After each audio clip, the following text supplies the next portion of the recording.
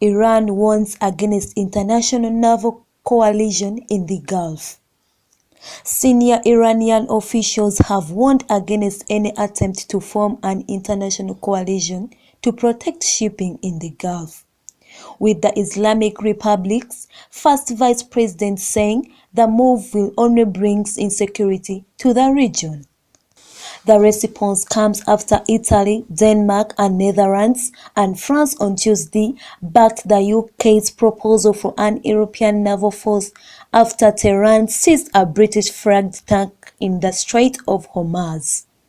Relations between the UK and Iran have been strained since British authorities detained an Iranian tanker carrier this month off the coast of Gibraltar on suspicions it was shipping oil to Syria in breach of European Union sanctions.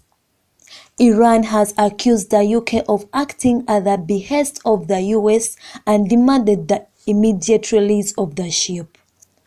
On Tuesday, Iranian Foreign Minister Mohammad Javad Zarif congratulated Boris Johnson, who is set to take over as the next prime minister from Theresa May, amid the diplomatic standoff between the two countries. Iran does not seek confrontation, but we have 1,500 miles of Persian Gulf coastline.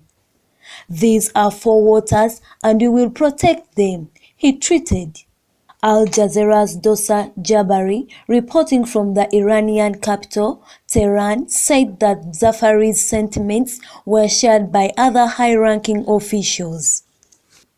We have heard from Iran's Vice President Ishaq Jahangiri, who also said that suggestions that international coalition forces will patrol the waters of Strait of Hormuz and guard the ships that pass through it is absolutely not necessary. And Iran is capable of providing security to the ships, and it is up to Iran and the regional countries to ensure the safety of the waters. Abbas Araki, Zafari's deputy, said Tehran would secure the Strait of Hormuz and not allow the disturbance in shipping in the key oil transport waterway, as regional rivals, particularly Saudi Arabia, have sought a Western military presence in the region. Last week, the US deployed military personnel in Saudi Arabia to counter what they perceive as an Iranian threat. Washington also sent warships and a Patriot missile defense battery to the region. The Iranian capture of the ship in the global oil trade's most important waterway was the latest escalation in 3 months of a spiraling confrontation with the West that began when new, tighter US sanctions took effect at the start of May.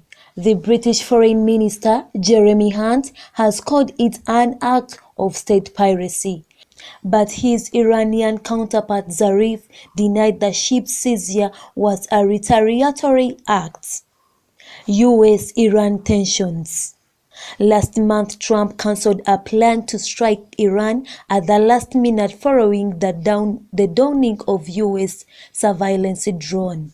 Iran and the US have been at the loggerheads since May 2018, when Trump withdrew from the 2015 nuclear deal that puts a cap on Tehran's nuclear ambitions in exchange for sanctions relief. But the European partners to the deal have struggled to help Iran in circumventing the US sanctions that have choked exports to Iran oils. The other signatories to the nuclear deal, China, Russia, the United Kingdom, France, Germany, and the EU representatives, will meet on Sunday in Austria's capital to discuss to what extent the agreement can be salvaged.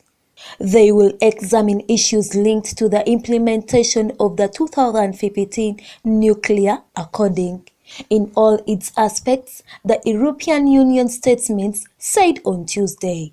This is the last-ditch effort to try and salvage what's left of the 2015 nuclear deal, because Iran insists it will continue to scale back its commitment every 60 days until it sees some tangible results on what the Europeans have been promising under the deal.